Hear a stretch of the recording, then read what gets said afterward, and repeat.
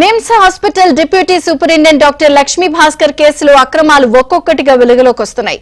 రాజమండ్రికి చెందిన డాక్టర్ శ్రీరాములు ఫిర్యాదుతో బంజారాహిల్స్ పోలీసులు చీటింగ్ కేసు నమోదు చేశారు. డాక్టర్ లక్ష్మీ భాస్కర్ మోసాలు ఒక్కొక్కటి వెలుగులోకి వస్తున్నాయి. భూమిని తక్కువ ధరకి ఇప్పిస్తానని తన దగ్గర నుంచి 41 లక్షలు తీసుకున్నాడు అంటున్న ఈఎన్టీ డాక్టర్ ఆంజనేయులతో మా ప్రతినిధి Manikantha face to face. NIMS hospital deputy superintendent doctor Lakshmi Bhaskar పై బంజారాహిల్స్ పోలీస్ స్టేషన్ లో కేసు నమోదైంది. తప్పుడు ఫోర్జరీ పత్రాలతో అలాగే తక్కువ మొత్తంలో ల్యాండ్ ఇప్పిస్తామంటూ కూడా రాజమండ్రికి సంబంధించిన డాక్టర్ శ్రీరాములు వద్ద సుమారు 50 లక్షల రూపాయలు తీసుకుని అతన్ని మోసం చేసినట్టుగా పోలీసుల్ని ఆశ్రయించాడు. దీనిపై కేసు నమోదు చేసిన పోలీసులు ఇప్పటికే విచారణ కూడా ప్రారంభించారు.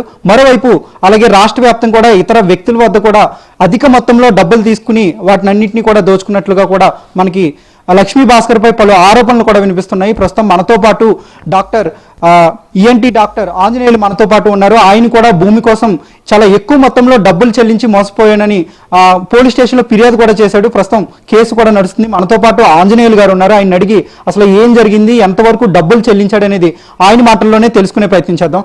లక్ష్మీ భాస్కర్ నేను Delhi all India institute of medical science నుంచి వచ్చిన తర్వాత హైదరాబాద్లో నిమ్స్ హాస్పిటల్లో పనిచేస్తా, మిగతా హాస్పిటల్లో కూడా పనిచేసేవాడిని.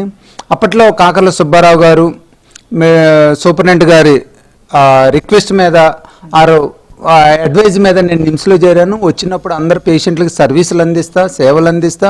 మిగతా డిపార్ట్మెంట్లో ప్లాస్టిక్ సర్జరీ కావచ్చు, న్యూరో సర్జరీ కావచ్చు, అందరికి కూడా కంబైన్డ్ సర్జరీస్ ఉంటాయి అన్నమాట. వాటిలో నేను హెల్ప్ చేస్తా ఉండేవాడిని అనమాట. ఆ కార్యక్రమంలో నేను నిమ్స్లో పనిచేసేటప్పుడు లక్ష్మీ భాస్కర్ కూడా అక్కడే పనిచేస్తా పరిచయం అయ్యారనమాట.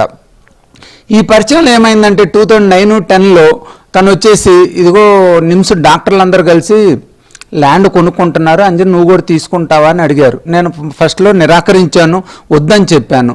లేదు మన నిమ్స్లో కార్డియాలజీ లంకా కృష్ణ గారు, అలానే నరేష్ గారు ఆర్థోపెడిషన్, అలానే సూపరింటెండెంట్ శరత్ గారు, ఇంకా అప్పట్లో plastic surgery head of the department ఉండేవాళ్ళు రెడ్డి గారు, వీళ్ళందరూ తీసుకుంటున్నారు అని నువ్వు కూడా తీసుకోమన్నా కూడా నేను చెప్పాను. ఇప్పుడు నా దగ్గర డబ్బులు లేవులే, తర్వాత చూద్దాంలేనే ఉన్నా అనమాట.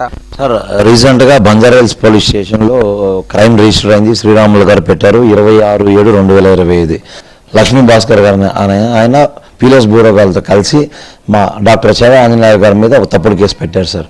మోడెస్టీ ఆఫ్ ఉమెన్ అని చెప్పి ఒక తప్పుడు కేసు చేసి ఆ కేసు కోర్టులో చేవ ఆంజనేయ గారి ఫేవర్గా కోర్టు వారి ఆర్డర్ వచ్చింది. ఆ ఆర్డర్ ఎలా వచ్చిందంటే చాలా సుదీర్ఘంగా జరిగింది సార్.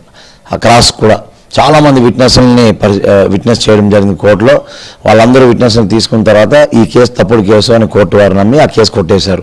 దాని తర్వాత మళ్ళీ వాళ్ళు దాన్ని అప్పీల్ చేశారు. అప్పీల్ ఇప్పుడు పెండింగ్ ఉంది.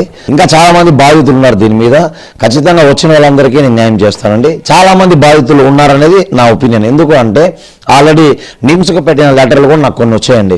ఖచ్చితంగా లక్ష్మీ భాస్కర్ పై చర్యలు తీసుకోవాలంటూ కూడా అటు పోలీస్ శాఖను అలాగే వైద్య శాఖను కూడా బాధితులైతే కోరుతున్న పరిస్థితి కనబడుతుంది. వీడియో జర్నలిస్ట్ మల్లిబాబుతో మణికంఠ, ఏబిఎన్.